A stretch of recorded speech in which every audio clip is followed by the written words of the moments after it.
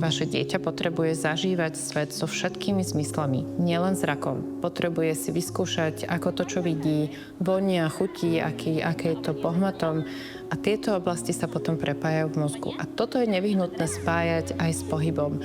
Vtedy vznikajú dobré synaptické spojenia, prepojenie jednotlivých skúseností, ktoré budú dôležité pre zručnosti dieťaťa.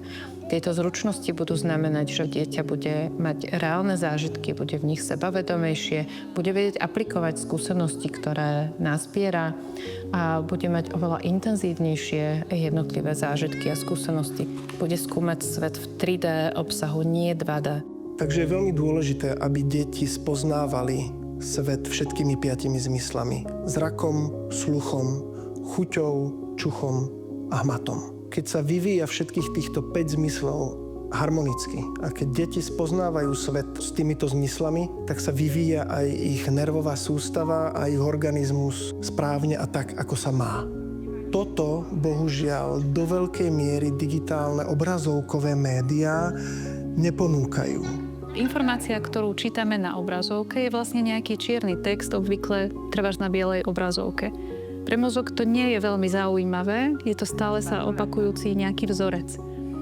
Ale keď tú informáciu vezmeme a narávame s ňou iným spôsobom, napríklad pôjdeme potom von a hľadáme to, čo sme si prečítali, alebo skúmame tú prírodu vonku, skúmame ju zmyslami, hmatom, sluchom, zrakom, čuchom. A potom sa znovu vezmeme tú informáciu do iného prostredia, tam si ju spojíme zase s nejakým iným podnetom, tak ten mozog si potom lepšie pamätá. Takisto si lepšie pamätá, keď sa učíme z toho papierového média, pretože ten papier si môžeme chytiť, to nám dáva nejaký hmatový podnet, ten papier nejako vonia, takže máme nejaký čuchový podnet, môžeme listovať v tej knihe, to je zase nejaká akoby pamäťová stopa pre mozog. Čiže čím viac zmyslových podnetov pôsobí pri učení, tým lepšie si mozog danú informáciu zapamätá. Potrebujete, aby vaše dieťa vedelo jednotlivé zmysly prepájať a potrebujete, aby teda rozumelo napríklad trojdimenzionálnemu svetu. Veľmi dôležité je aj priestor a rovnováha, koordinácia, motorické schopnosti. A tam, kde deti nacvičujú jemnú motoriku, tak v skutočnosti veľmi posilujú svoj mozog a zlepšujú ďalšie funkcie, ako je napríklad pravá a ľavá strana, ktoré budú potrebovať neskôr pri nástupe do školy.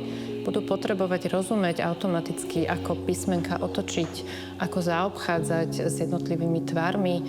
Čiže pokiaľ tieto schopnosti dostanú v menšom množstve, tak celé ich ďalšie vzdelávanie bude pre nich oveľa náročnejšie.